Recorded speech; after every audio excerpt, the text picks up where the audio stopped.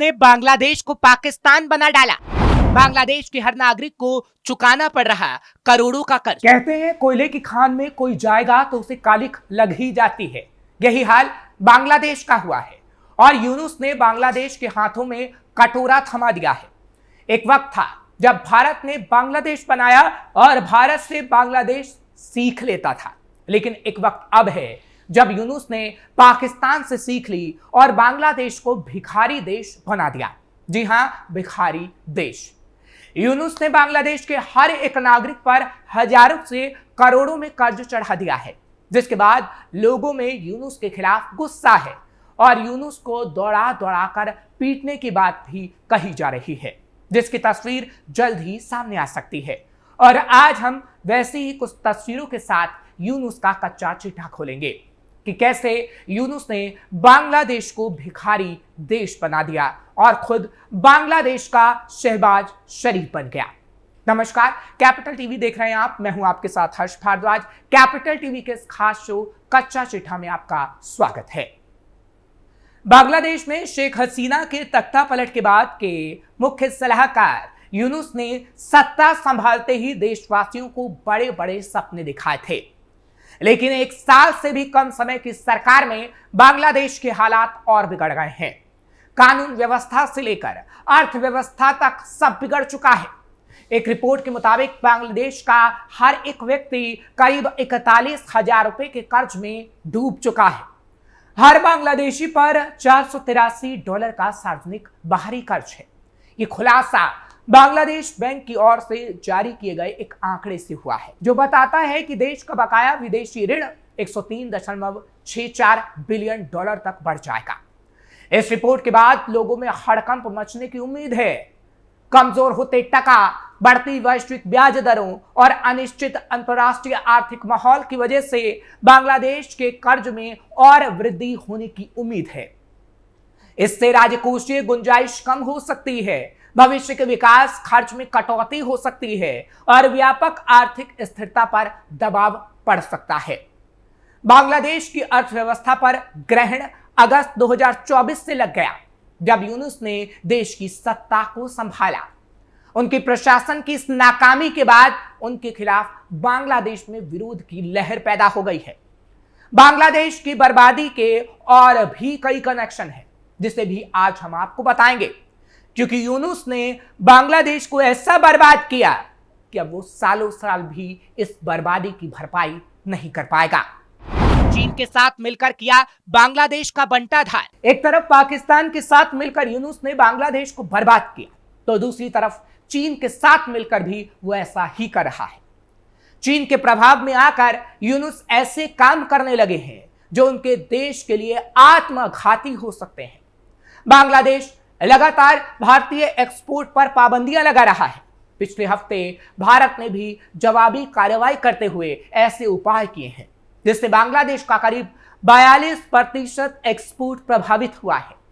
जानकारों का कहना है कि बांग्लादेश ने राजनीति और व्यापार को मिलाकर अपने पैर पर ही कुल्हाड़ी मार ली है। सवाल यह है कि इस विवाद से भारत और बांग्लादेश में किसे ज्यादा नुकसान होगा, तो जवाब है बांग्लादेश को। साल 1971 में बांग्लादेश की आजादी में भारत ने अहम भूमिका निभाई थी, लेकिन फिलहाल वहां ऐसी सरकार है जो भारत के हितों के खिलाफ काम कर रही है और कट्टरपंथियों के हाथों में खेल रही है। मजबूरन हाल में भारत को बांग्लादेश से जुड़ा एक बड़ा फैसला लेना पड़ा।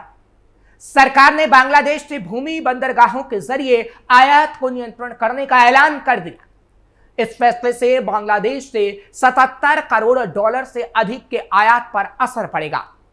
यह बांग्लादेश से होने वाले कुल आयात का लगभग 42% है।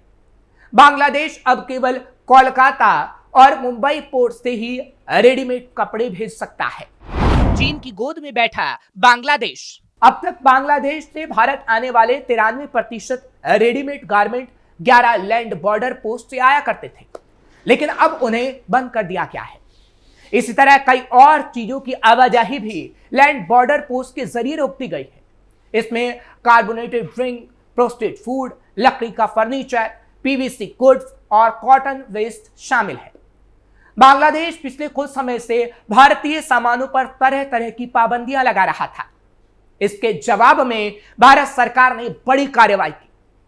बांग्लादेश में मोहम्मद यूनुस की अंतरिम सरकार ने पिछले कुछ समय में भारत के प्रति जो बेरुखी दिखाई है, उसे देखते हुए भारत ने फिलहाल ये मामूली कदम उठाया है। मगर बांग्लादेश जिस तरह चीन की गोद में बैठकर भारत के खिलाफ काम कर रहा है, उससे भविष्य में दोनों देशों के बीच तल्खियां और बढ़ सकती हैं। अब सवाल उठता है कि भारत और बांग्लादेश के बीच ये स्थिति क्यों आई। पिछले साल अगस्त में शेख हसीना की सरकार के पतन के बाद से ही भारत और बांग्लादेश के बीच तल्खियां बढ़ी हैं। हसीना के दौर में दोनों देशों के बीच सौहार्दपूर्ण रिश्ते थे। भारत ने ट्रेड में बांग्लादेश को जिस तरह की रियायतें दे रखी थी, उससे उसे काफी फायदा मिल रहा था। शराब और तंबाकू को छोड़कर बांग्लादेश से होने वाले सभी तरह के आयात पर कोई टैरिफ नहीं लगता था। लेकिन शेख हसीना के जाने के बाद हालात बिगड़ गए। हसीना ने भारत में शरण ले रखी है। बांग्लादेश की अंतरिम सरकार उनके प्रत्यर्पण की मांग कर रही है, लेकिन भारत सरकार ने इसे नहीं माना है। इस कारण भारत को नीचा दिखाने के लिए बांग्लादेश की सरकार चीन की गोद में जाकर बैठ गई। बांग्लादेश पिछले साल के अंत से ही भारतीय सामान पर पाबंदियां लगा रहा है। इस साल अप्रैल से उसने 5 बड़े लैंड पोर्ट्स के जरिए भारत के कॉटन यार्न का आयात बंद कर दिया। साथ ही उसने चावल के आयात पर भी पाबंदी लगा दी और दर्जनों भारतीय सामान पर प्रतिबंध लगाया। इसमें पेपर, तंबाकू, फिश और पाउडर मिल्क शामिल है। साथ ही उसने अपने इलाके से गुजरने वाले भारतीय सामान पर प्रति टन प्रति किलोमीटर 1.8 टका ट्रांजिट फीस लगा दी।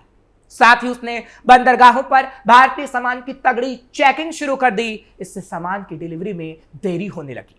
यानी एक तरह से वो चीन और पाकिस्तान के कहने पर लगातार भारत के खिलाफ काम करता रहा है, जिससे उसकी खुद की कमर टूट चुकी है। क्योंकि इससे बांग्लादेश की निर्भरता चीन पर ज्यादा बढ़ गई और चीन से कर्ज लेकर यूनुस ने बांग्लादेश के हर नागरिक पर ही कर्ज चढ़ा दिया।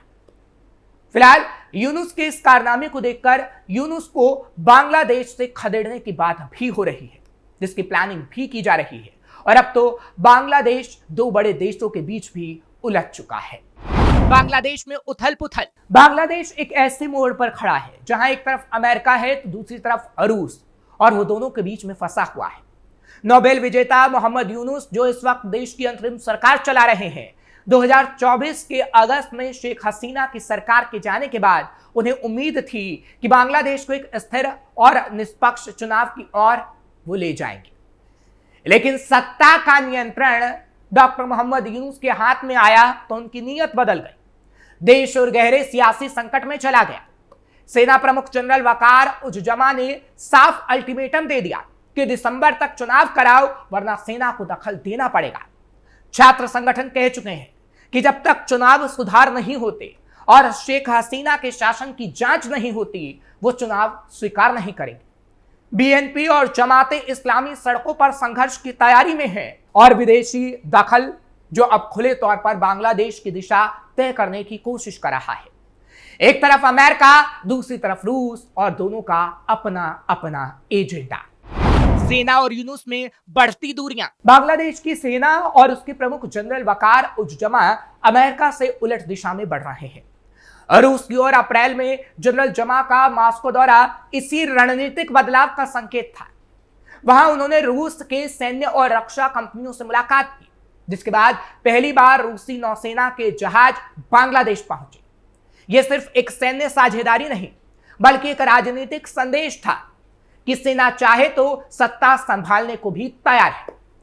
सेना और यूनुस सरकार के बीच इस तनातनी ने बांग्लादेश को एक नए संकट की ओर धकेल दिया है। सेना का मानना है कि यूनुस सरकार इस्लामी कट्टरपंथ को बढ़ावा दे रही है, जबकि पुलिस तंत्र कमजोर होता जा रहा है। सेना खुद को कट्टरपंथ के खिलाफ अकेला योद्धा मानती है। इसी बीच खबरें हैं कि सेना के भीतर भी असंतोष है और तख्ता पलट की चर्चाएं हो रही हैं। ऐसे में रूस का साथ सेना को नई ताकत और वैधता देता है। अब देखने वाली बात होगी कि बांग्लादेश के आखिर हालात क्या होते हैं, क्योंकि बांग्लादेश को यूनुस ने पूरी तरह गर्त में पहुंचा डाला है। ऐसे में यूनुस के खिलाफ जब बगावत हो रही है तो जल्द ही यूनुस को दौड़ा दौड़ा कर बांग्लादेश से खदेड़ा जा सकता है। फिलहाल कच्चा चिट्ठा के आज के कार्यक्रम में बस इतना ही। कर फिर आपसे मुलाकात होगी। खबर कैसी लगी कमेंट सेक्शन में जरूर बताएं। खबर को लाइक शेयर करें। कैपिटल टीवी को सब्सक्राइब करना ना भूलें।